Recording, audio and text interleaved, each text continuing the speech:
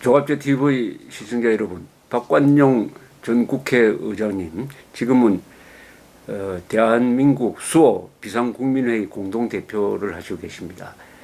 오는 6월 6일 오후 1시 광화문 광장에서 자유민주 회복 국민 총궐기 대회를 지금 준비하고 계십니다.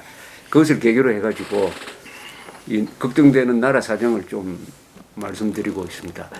이제 보수라고 지금 하는 사람들이 여론조사상으로는 25%밖에 안 됩니다. 과거에는 40%였어요. 탄핵 사태 전에는. 어쨌든 탄핵 사태를 겪으면서 40이 25%가 되고, 과거에 25% 정도 하던 자기가 진보라는 사람이 40%를 넘습니다. 그리고 중도가 한 25% 돼요. 그러니까 25, 한 45 되는 이런 구도가 되어버렸습니다. 큰 정치적 이 지형이 지금 바뀌었는데, 이런 데서 지금 야당이, 자유한국당이 보수 정당으로 버티고 있고, 이번에 이 박 의장님께서 주도하시고 있는 이 비상국민회의가 또 한 축을 이루면은 나름대로 전선이 형성될 것 같은데, 앞으로 이 우파 보수, 일단 우파로 하겠습니다. 저는 보수란 말이 좀 싫어요. 예. 우파 자유진영의 이 대한민국 수호 활동이 어떤 방향으로 진행되어야 됩니까? 방향 제시를 한번 해주시면 좋겠습니다. 우선 그 보수, 진보, 좌우라는 그 용어가 정치학적 의미로 대한민국에서 그걸 분류될 수 있을까? 저는 그건 좀 의문을 가지고 있습니다. 다만 우리가 분단 국가고 또 6.25란 전쟁을 겪었고 북한이 호시탐탐 남함을 놓치고 있고, 이런 상황 속에서 북한과 관련해서 진보와 보수라는 개념으로 조금 분류를 하고 있습니다만, 진정한 의미에서의 보수와 진보라는 개념은 우리나라에는 사실은 없다. 우리나라는 특수한 사정입니다. 특수한 사정.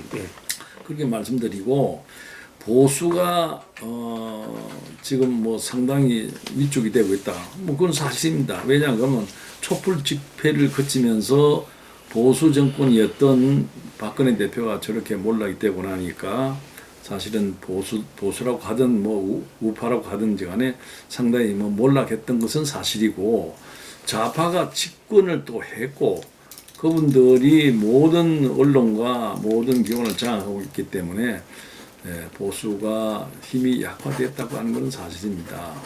그러나 그렇다고 해서 전직 총리를 하신 분이 보수를 괴멸시켜야 된다. 또 야당의 대표라는 사람이 보수를 촛불로 불태워버려야 된다.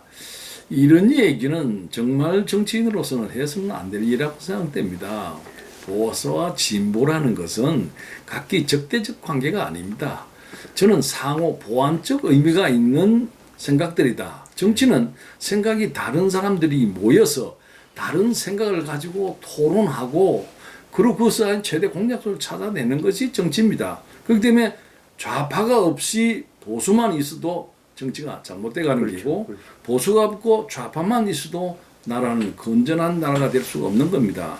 그래서 보수와 진보가 많다 적다 이런 걸 떠나서 보수와 진보의 관계는 무엇이냐에 대해서 국민적 이해가 먼저 선행돼야 된다.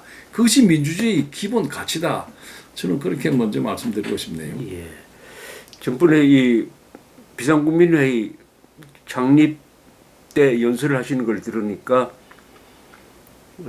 저쪽에서는 보수를 괴멸시키겠다고 했지만은 우리는 그런 말을 하지 않겠다. 우리는 정정당당하게 토론하겠다. 이렇게 제의를 하셨죠. 예, 제가 그렇게 했습니다. 저는 그게 아주 인상적이었습니다. 보수와 진보는 적대적 관계가 돼서는 안 되죠. 이 세상을 움직여야 어떻게 가야 되겠다고 하는 생각은 여러 생각이 있을 수 있습니다. 여러 생각이 있어야 발전하는 겁니다. 그런 차원에서의 보수와 진보다 이렇게 구별을 해야 되고, 우리는 아까 좀 말씀드린 것처럼 전쟁이 있었고 북한에 공산주의가 있기 때문에 친북 세력을 진보라 그러고 그렇지 않은 사람을 보수라고 부르고, 이런 잘못된 개념들이 굉장히 많다는 것을 이 점 고려할 필요가 있다고 생각됩니다. 저는 한국이 전쟁 중이고 이 전쟁은 이념 전쟁이기도 하고 무력 전쟁이기도 한데 일단은 타협이 불가능한 총체적 권력 투쟁이라고 인정을 한다면은 여기에 진보 좌파 이런 말고 가르는 기준이 하나 큰 기준이 하나 써야 되는데 이거 아니겠습니까? 결국 북한 노동당 편이냐 대한민국 편이냐 이렇게 갈라야 되는 거 아닙니까? 예, 뭐 그렇습니다. 네. 그런 어쩔 수 없는 두 체제가 서로가 반목 대립하고 있기 때문에 통일이 안 되는 이유지요. 그런데 또 우리나라 안에서까지 진보다 보수다 대립적 개념을 가지고 있는 것은 저는 좋지 못한 거다. 하나가 되어서 북과 맞서는 그런 것이 나는 정당한 길이다 이런 생각을. 그렇다면 애국 대 반역 세력으로 나누는 게 좋겠습니다. 예, 그렇습니다. 애국 예. 대 반역으로. 우리가 지금 가장 우리가 참 갈망하고 우리가 소원하고 있는 거는 남북 통일 아닙니까? 예. 남북 통일하기 위해서는 우리 내부의 대립, 갈등은 가능한 줄여나가고 상대방의 입장과 설명과 지향하는 점을 이해하려고 하는 노력하는 것이 그게 대한민국을 하나로 만드는 길이라고 생각됩니다. 지금 대한민국 수호 비상국민회의라는 이름을 적었다면은 이것은 대한민국 수호니까 애국입니다, 그죠? 예, 그렇습니다. 애국. 저는 이게 의미가 있다고 생각합니다. 이게 나라 국자, 국가, 국민, 국법 그리고 국가 이익, 뭐 국군까지 포함한 이 나라국이라는 이름을 붙은 게 지금 집단적으로 양쪽으로부터 공격을 받고 있습니다. 하나는 민족이라는 이름으로부터 공격을 받고 있고 하나는 민주라는 이름으로부터 공격을 받아가지고 한국에서는 국가 위에 민주가 있고 민주 위에 민족이 있어요. 이 민주 이름으로 국가를 지금 좀 약화시키는 게 마치 정의로운 것처럼 생각하는 풍조가 한 30년 동안 계속되다가 보니까 애국심, 애국과 국가 이렇게 하면은 좀 이상한 사람처럼 이렇게 되어버렸습니다. 그래서 지금은 우리 좌우로 나누지 말고 북한 노동당 편이냐 대한민국 편이냐. 북쪽 편이면은 반역 세력이다. 대한민국 편이면은 즉 대한민국 헌법을 존중한다면은 좌든 우든 진보든 보수든 다 우리 편이다. 애국으로 하자. 제 생각 그렇습니다. 그러고 이 국가의 소중함을 저는 보수 우파가 제일 중요한 가치로 삼아야 되는 것은 국가 아니겠습니까? 저는 국가가 민주주의보다 더 중요하다고 생각합니다. 국가가 민족보다도 더 중요하다고 생각합니다. 물론이죠. 한 국가라는 것은 이거는 바로 내 집이고 내 땅이고 우리 집이라고 하는 개념 아니겠습니까? 근데 그 집이 갈라섰다. 그 누가 형제가 따로따로 살면서 원수가 돼갔다. 이거 빨리 해소해야죠. 그러기 위해서는 상대방을 욕하기 전에 서로가 노력하는 자세가 필요하다. 그런데 물론 그동안에 6.25 전쟁이라는 걸 일으켰고 많은 사람이 희생이 되었기 때문에 어쩔 수 없는 감정들이 있죠. 그걸 이제 차차 앞으로 해소해 가면서 남북 대화를 통해서 통일의 길로 저는 점진적으로 걸어가야 된다. 이거를 정상적으로 걸어가야지 어느 한편만의 이익을 위해서 또는 업무적 행동이나 이런 것은 우리가 조심해야 된다 하는 원칙은 가지고 있어야 될 것 같습니다. 근데 참 이렇게 어려운 게 지금 아까 총리까지 된 사람이 보수를 괴멸시켜야 되겠다는 말, 괴멸이라는 말을 썼는데 이 말은 한 집단을 적대적으로 본다는 거거든요. 민주주의 국가에서 보수라는 상당수의 사람을 적대적으로 볼 뿐만 아니라 그 사람들을 괴멸시키겠다. 영어로 번역하면 그게 퍼즈가 될지 모르겠는데 그럼 숙청이 되는 거고 아니면 청산하는 게 되고 이게 어마어마한 이 계급적 개념인데 이렇게 적대적으로 나오니까 거기에 대응하는 사람들도 상당히 강경하게 되는 거 아닙니까? 근데 어느 한 사람의 비상식적 도발은 또 다른 도발을 유발하는 거죠. 그래도 명색이 총리까지 하신 분이 그렇게 보수를 불태워버려야 된다, 20년을 우리가 집권해야 된다고 하는 거는 저는 그냥 양식을 의심할 수밖에 없습니다. 우리 그동안에 가까이서 지켜보시고 지금 직접 이제 못 남으셨는데 한국의 이 애국 운동이 좀 반성하면서 개선할 점은 없다고 보십니까? 우리가 소위 그 식민지 치하에 있다가 해방되고 또 정부를 수립하고 바로 6.25 전쟁이 일어났단 말이죠. 그러니까 우리가 제대로 된 국민으로서의 역할을 평온하게 할 수 있는 분위기를 계속 우리가 파괴시켜 왔습니다. 북한이 전쟁을 했고 예험적 공격을 계속하는 이상 우리는 거기에 대항할 수가 없으니 그걸 진보라고 보지도 않고 그게 우리 동지라고도 보지 않고 우리 적국으로만 보게 되는 이런 소위 국민들이 감정이나 그 분위기 속에 취해가지고 아주 극단적인 용어를 자꾸 쓴단 말이죠.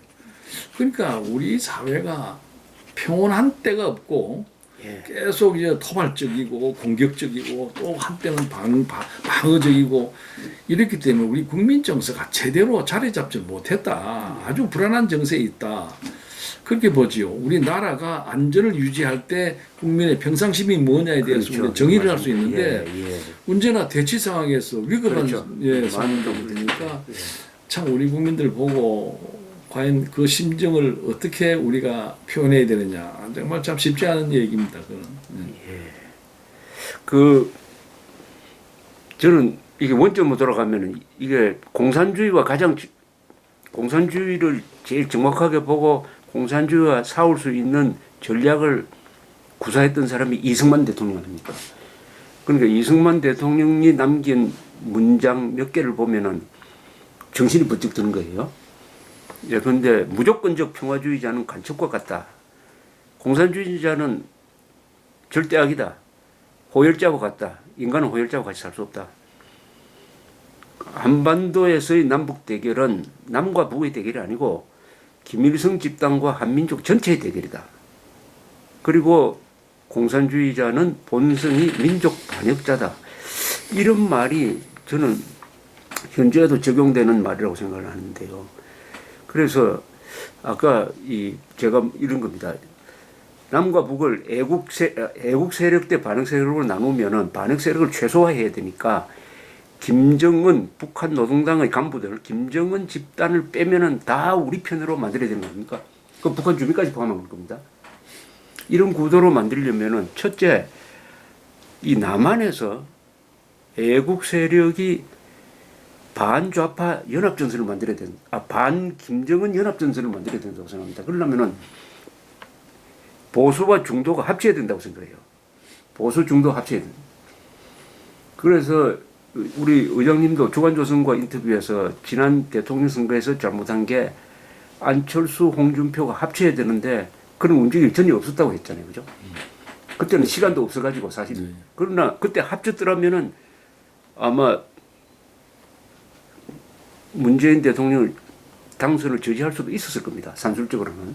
그런데 똑같은 패턴의 실수가 이번 지방선거에서도 그냥 재현되고 있거든요. 그러니까 어떻게 하면 이게 대동단계를 하느냐. 근데 제가 뭐 평생을 정치를 했는데요. 결과가 뻔히 보이는데도 불구하고 그렇죠. 자기의 입장을 바꾸고 방향을 바꾸지 않는 태도는 도대체 어디서 나오는 건가? 지난번 대선 때 제가 홍준보 캠프하고 안철수 캠프에게 내가 얘기를 했습니다. 지는 줄 뻔히 알면서도 분열된 것은 국민들이 어떻게 결과를 보고 어떻게 국민들이 평가를 하겠는가 그런 생각을 왜 못 해보느냐. 그러면 나도 하고 싶든 니도 하고 싶으면 그럼 누구를 선택할지 모르겠다. 그거는 여러 가지 방법이 있지 않느냐. 국민의 지지율을 가지고 해도 되고 연합 정권을 만들어도 되고 좋았죠. 합당을 해도 되고 여러 가지 방법이 있는데도 불구하고 이 미련스러운 짓을 하는 이유가 뭐냐 라고 양쪽 질문을 했습니다. 그래서 방법을 제시를 했어요. 두 사람이 합당이 아니라 연합을 해서 다 누구 한 사람이 후보가 당선되면 연합 정부를 구성하겠다고 구성해야죠. 공약을 하라. 그렇게 뭐 신문에도 많이 났습니다만 예, 했는데도 안 이루어진다 이게. 그건 뭐냐? 내가 아니면 안 된다라는 이상한 이 고집들이 있어요. 예. 그 결과가 빤한데도 불구하고 그런 기적을 노려서 그런지는 모르지만은 그런데 지금도 그 현상이 일어나고 그렇죠. 오랫동안 이렇게 비참했음에도 불구하고 나는 이번에 또 어떤 애들든지 야권이든 여권이든 분열이 돼서 낙선되면은 난 국민들로부터 엄청난 지탄을 이 바보들 또 이짓을 하는구나. 예. 라는 엄청난 지탄을 나는 받을 것이라고 생각합니다. 예. 그래서 막 이번 선거에 막 구체적인 얘기 들긴 어렵습니다만은 두 사람이 합쳐가지고 뭔가 합의하고 공정한 방법을 선택해서 단일화 해서 1대1로 승부를 결합하라. 국민이 바람이 거기다. 그렇죠. 너희 놈들 왜 이리 흩어졌냐라고 얘기하는데도 불구하고 정치권이 그걸 수용을 못한다는 얘기는 정치력이 없다. 저는 그렇게 판단하고 있지. 그러니까 지난 대선 때는 홍준표 후보하고 안철수 후보가 열심히 하면 할수록 결과적으로는 문재인 후보를 유리하게 만들었죠. 지금 이적행위를 지금 서울시장 선거도 비슷한 네, 구도로서 이루어지고 있습니다. 그러니까 지금 말씀하신 대로 합치는 데는 또 합치는 논리가 있어야 되니까 작년에는 연합정권을 중도 보수 연합정권을 만든다는 그 논리가 있었는데 지금은 무슨 논리로 합치느냐. 역시 반 좌파라기보다는 반 문재인 정부 또는 반 계급투쟁론자 뭐 반 김정은 뭐 이렇게 되겠는데 지금 우리나라 정치사를 보니까요. 좌파는 항상 합치는 쪽으로 갔습니다. 그죠? DJP 연합, 그 다음에 정몽준, 노무현 그렇습니다. 예, 연대로 갔는데 우파는 항상 축소 지형적으로 가고 분열돼 버렸습니다. 97년 선거에서는 그때 신한국당 그러니까 한나라당으로 바꿨지만 거기서 이인재시 떨어져 나가고 그리고 JP하고 손 못 잡고 뭐 이런 식으로 계속 분열로 가다가 여기까지 와 버렸는데 아직도 보수만 뭉치면 된다고 아직도 생각을 하고 이러다가 보니까 덜 급한 것 같아요. 덜 급한 것. 그런데 이번에 정말 정치는 저렇게 하는 거라고 보여주는 게 말레이시아의 마하티르 아닙니까? 예.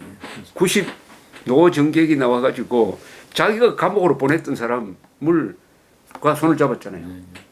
손 잡고 해가지고 이겼지 않습니까? 그건 굉장히 멋지게 보이던데요. 근데 색깔이 전혀 다른 사람들끼리 당선을 목적으로 합하는 그런 야합입니다. 그건 야합이죠. 예. 나를 생각이 같은 사람들끼리 예. 가서는 안 될 자를 결과적으로 만들어주는 분열은 그건 이적행위입니다. 이정은 이정이죠. 그러니까 그런 개념을 가지고 있으면은 그러지도 않았죠. 자꾸 자기 이기주의만 생각하기 때문에 그런 거예요. 그러다 공멸하잖아요. 결국 그런 결과적으로 그래야 되죠. 공멸인데 그걸 어떻게 정치권들이 그런 생각을 못 하는지 참 저도 이해가 참 잘 안 갑니다. 이게 우리 지금 보수의 가장 아주 중요한 문제를 지적하신 것 같습니다. 한국 보수가 가지고 있는 분열성. 분열성에 왜 분열성이 오느냐 보니까 무슨 자기 중심, 남의 이야기를 잘 안 듣고, 그 다음에 자기 개인 이기주의에 눈이 멀면은 이 길로 가면은 뻔히 자기도 망한다는 걸 알면서도 그냥 곧장 글로 간다.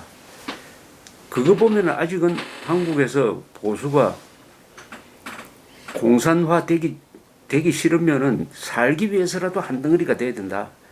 보수 중도는 결국 다소 차이는 있지만은 공산주의를 반대하는 점에서는 같다고 하는 이런 전략적 그 대결단을 내릴 자세가 아직 안 돼 있는 것 같습니다. 거의 선진국들을 보면은 미국을 중심으로 해서 보면은 비교적 대선 때도 그렇고 국경선거 때도 비교적 두 분류로 보수 대 진보 또는 좌우로 나눠져서 그렇게 해서 대결을 합니다. 근데 우리는 꼭 선거 때마다 분열이 돼요. 진보도 분열이 되고 보수가 더 심한데 분열이 된다. 근데 왜 이런 생각을 못 하는가? 제가 많은 사람들을 만나서 얘기를 많이 해봅니다. 그런데 바른 소리를 안 합니다만은 내가 여기서 2등만 하면은 다음 내 차례 올 것이다라고 하는 예. 이상한 꿈을 꾸는 가지고 사람들 있는 것 같아요. 그거는 국민을 무시하는 행위입니다. 같은 이 오른쪽 방향으로 가는 사람을 우리는 대통령으로 뽑았으면 좋겠는데 그 사람들이 분열이 돼서 안 됐다. 그러면 국민들은 생각이 어떻겠습니까? 얼마나 실망합니까? 왜 그런 걸 모르는지 말이죠. 이해가. 그런 점에서 저는 이승만 대통령이 위대한 게 뭉치면 살고 흩어지면 죽는다 했잖아요. 예. 또 이승만 대통령이 사실은 반좌파 연합전선을 만들었지 않습니까? 그렇습니다. 김구 마지막에는 조금 틀어졌지만 김구 선생하고도 손을 잡고 그리고 그래서 이 진짜 보수 통합을 이룬 분은 이승만 대통령인 것 같아요 지금. 근데 그런 의미에서 보면 역사의 식이 없어요. 경험을 다시 말하면 경험을 그걸 삼지 못한다. 그렇죠. 말이죠. 똑같은 식으로 돼버려야 네, 되니까. 똑같은 식으로. 예. 그러니까 좀 금명을 해서 그렇지만 이회창 후보가 97년에 했던 실수와 2002년에 했던 실수가 좀 비슷하지 않습니까? 자, 그런데 이게 보수 정치권만 그런 게 아니라 사실은 이 보수 우파 운동단체도 좀 비슷하죠. 그런 점에서. 왜 그런 현상이 일어나는지 매번 선거 때마다 고민을 하고 걱정을 해봅니다만은 정확하게 이래서 그렇다고 해답이 안 나와요. 그게 그렇게 하면 자꾸 이 한국 사람 민족성에서 나오는 거 아니냐는 생각이 들 정도도 있고요. 그렇죠. 기본적으로는 국민성이라는 것도 있고 이 사람들이 여론에 좀 민감해야 되는데 국민들이 어떻게 생각하고 있냐에 대해서 별로 둔감한 것 같아요. 그건 아주 비민주적인 자세인데 국민이 이렇게 보수 세력이 단합하기를 원한다. 그러면 자기가 희생할 줄 알아야 되는데 상대 보고 희생을 자꾸 요구하니까 안 되는 거죠. 저는 이런 생각이 듭니다. 거기에 대한 해답은 뭐냐? 해답이 제 설명은 첫째, 공산주의가 절대 악이라는 걸 우리 애국 진영 사람도 실감을 못하는 것 같아요. 공산주의는 완오버 됩니다. 이렇게 생각하고 그 다음에 자주국방을 우리가 해야 된다. 미국에 의존해서는 안 된다 하는 생각이 없고 국방은 미국이 알아서 해준다. 이렇게 돼버리니까 간첩을 봐도 화도 안 나고 하니까 결과적으로 좌파가 두렵지도 않고 우리와 같은 편이다. 이렇게 되니까 굳이 통합해가지고 절대로 정권을 놓쳐서는 안 된다는 절박성이 없는 것 같아요. 절박성이. 이 이념이 생과 사의 문제인데 그리고 좌파는 그런 게 있는데 우파는 공산주의는 그러니까 우리가 세 가지 잘못했습니다. 보수가 첫째 공산주의가 절대 악이라는 걸 안 가르쳤고 자주국방 의지를 심지 못하고 그 다음에 한글 전용어로 감으로써 국민들의 의외력이 약해져 가지고 분별력이 내려앉아 버렸다. 이게 총체적으로 모인 게 잘 속는 국민 이렇게 된 거 아닌가 모르겠어요. 여러 가지 국민성도 문제가 있고 우리 살아온 역사의 질곡 속에서 소위 그 하나의 참 큰 줄기를 우리가 읽고 자기 입장만 너무 생각하는 에고이스트 같은 게 나는 아직도 너무 많이 남아 있지 않느냐 이런 생각도 해봅니다. 저는 여기에 대해서 제가 만든 말이 하나 있습니다. 예. 저도 이게 그래서 보수 운동의 3대 행동 윤리가 있다. 이런 생각이. 첫째가 대동단결입니다. 두 번째는 백의종군입니다. 보수 세력은 과거에 잘 나간 사람들이 많았지만은 그거 다 무시하고 지금 자기가 처한 상황에서 최선을 다해야 된다. 이게 백의종군. 세 번째는 분진합격입니다. 분진. 나눠서 나가지만은 나중에 공격할 때는 힘을 합쳐야 된다. 다 나름대로의 이 개성이 강하니까 그 개성대로 다 살리더라도 공격을 할 때는 합쳐야 된다. 그래서 대동단결, 백의종군, 분진합격이 보수의 행동 윤리가 되어야 된다. 이게 네, 저도 공감합니다. 그리고 이런 걸 어떻게 생각하십니까? 이게 지금 자유한국당의 족보를 쭉 딱 올라가면은 3당 합당으로 올라가고 그 위로 올라가면은 이제 좀 복잡해지는데 이게 전두환 세력도 있고 공화당 세력도 있고 김영삼 세력도 있고 이렇게 되어 있는데 어쨌든 우리 보수라고 하면은 대한민국을 지킨다고 하면은 최소한 이승만, 박정희 두 사람을 개성 안 하면은 한국 애국 세력이라 할 수 없지 않습니까? 그렇죠. 그렇다면 이승만, 박정희 사진도 자유한국당에 요새 그런지 안 그런지 잘 모르겠는데 걸고 해가지고 저쪽에서 말하자면 김대중, 노무현 정신을 개성하듯이 우리도 인물 중심으로 보수가 한번 개통을 세워야 되는 거 아닙니까? 근데 지금 아주 좋은 지적을 해주셨는데 우리나라의 지금 이제 보수당, 뭐 우파라든지 사람들이 우리나라가 건국 이후에 지금까지 70년 동안에 걸어왔던 길을 한 번 다시는 되돌아보는 일이 나는 참 꼭 있어야 되겠다. 예를 들어서 아까 3당 합당 얘기를 했습니다만은 이 3당 합당이라는 것이 무슨 꼭 집권을 하겠다라는 물론 뜻이 있었지만은 3당 합당에 동의한 그 사람들이 왜 동의했느냐? 우리끼리는 합쳐서 해 가도 괜찮다. 서로가 다 이해할 수 있고 서로 협조할 수 있다. 이런 공감대가 형성되기 때문에 가능하단 말이죠. 여기에는 김영삼이라는 리더십이 있기 때문에 가능했던 일입니다. 그런데 지금 현재 당은 리더십을 가진 지도자가 없다.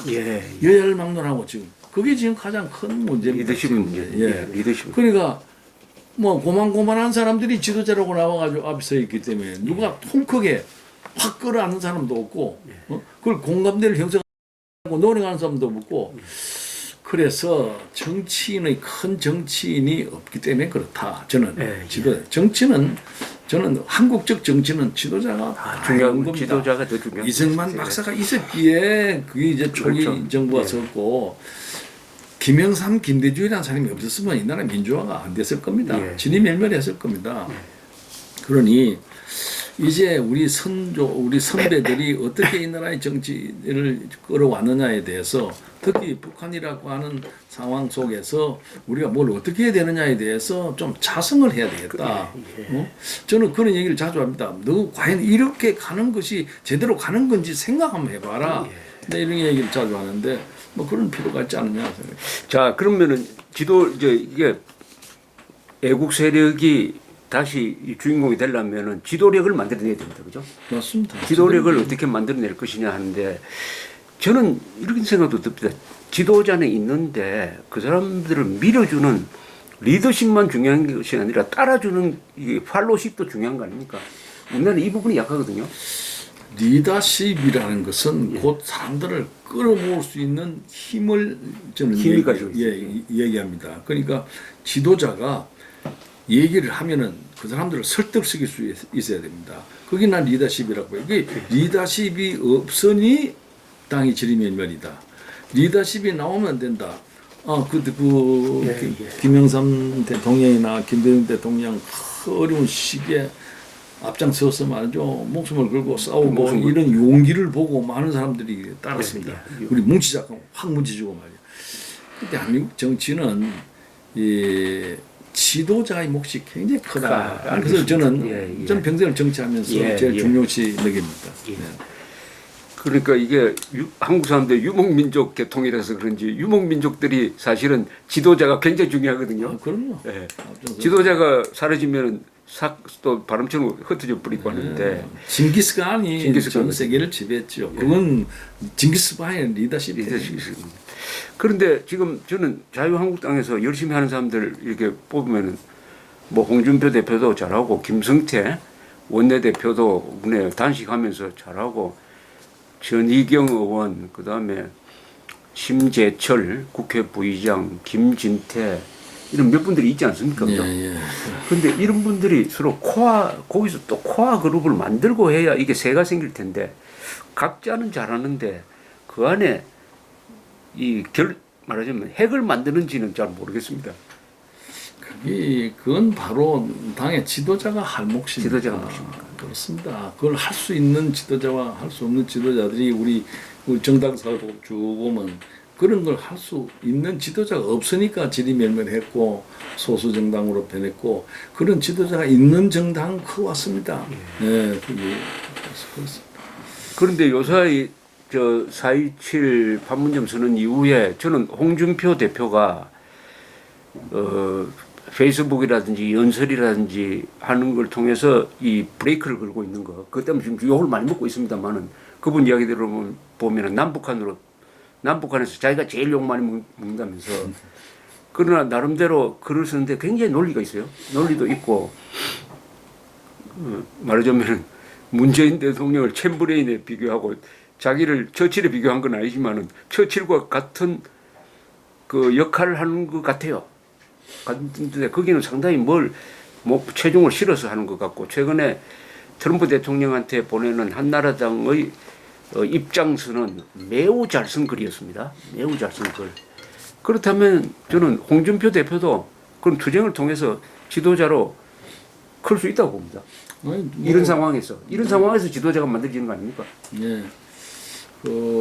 문제는 지도자가 혼자 지도자가 되는 건 물론 아닙니다. 많은 사람들이 이제 뒷받침을 해줘야 되는데, 홍준표 대표가 정치권에 계속 쭉 성장을 해왔으면은 상당히 난 지도력이 저력본데 이 도지사를 한번 나갔다 들어갔단 말이죠. 그러니까 자기 조직 기반이 조금 약해졌고, 그 다음에 지금 내가 보기엔 홍준표는 아마 때를 기다렸다가 좀 자기 입장을 강력히 내세우는 그런 타이밍을 맞추려고 하고 있는 것 같은데, 저는 첫째는 용기와 자기 소위 지도력을 발휘할 줄 아는, 내가 지금 어느 쪽으로 간다, 여러분 다 같이 이 길을 따르라고 하는 지도력을 언제 하면 결정적 타이밍에서 나는 하지 않겠느냐, 뭐 이런 기대를 가지고 있습니다만은, 여러 국민들의 여론을 감안해서 홍이 가만히 있지는 않지 않겠는가라는 생각은 가지고 있습니다. 지금 말씀하신 지도력의 핵심이 용기라고 그랬는데, 그 용기도 보통 용기가 아니라 한국에서는 다른 나라와 달라서 결국 자기 목숨을 거는 용기 같습니다. 그죠? 그럼요. 목숨을 거는 용기를 보여줘야지. 예. 근데 뭐 김영삼 대통령이 대통령 되기 전에 82년인가 그때 단식한 거 그죠? 예. 단식은. 그때 사실 목숨을 걸었다고 보죠. 그 양반은 제가 옆에서 지켜봤습니다만은 뭐 죽기로 결심했던 거 아닌가 싶습니다. 그때 말이 22일, 23일이죠. 그건 참 위험한 시기. 그건 진짜 단식한 거죠. 그럼요. 예, 그리고 제가 뭐 청와대에서 모셨습니다만은 이 결단력이 뛰어납니다.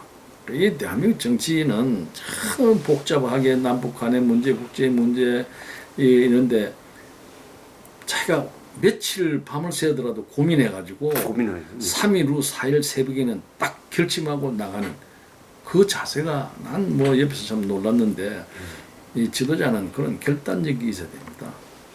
근데 김영삼 대통령에 대해서는 대통령 되기 전에 그 결단력, 용기는 굉장한데, 대통령이 되고 나서 이상하게 취임 연설문부터 이게 잘못돼가지고 좌파 숙주 역할을 한 부분도 있지 않습니까? 그거는요, 이 대통령 취임사라고 하는 거는 아주 중요한 거고 내 철학을 담는 거니까 해서 이 양반이 지식인들을 몇 사람을 모아가지고 좌우파를 막론해가지고 그분들로 하여금 이제 만들기로 했는데, 그게 이제 뭐 잘 아는 뭐 한모 선생께서 와가지고 그 이상한 용어를 엮는 바람에 좀 그런 평을 받았는데요.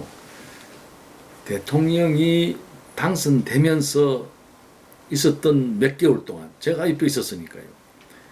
그 어려운 결단, 그건 참 대단했습니다. 하나의 척결요. 전 정권에서는 몰라서 안 한 것이 아닙니다. 위험해서 겁이 나서 못했습니다. 하나의 척결을 진행하고 난데 제가 한 보름 동안에 전 잠을 못 잤습니다. 언제 무슨 일이 벌어질지 모르기 때문에.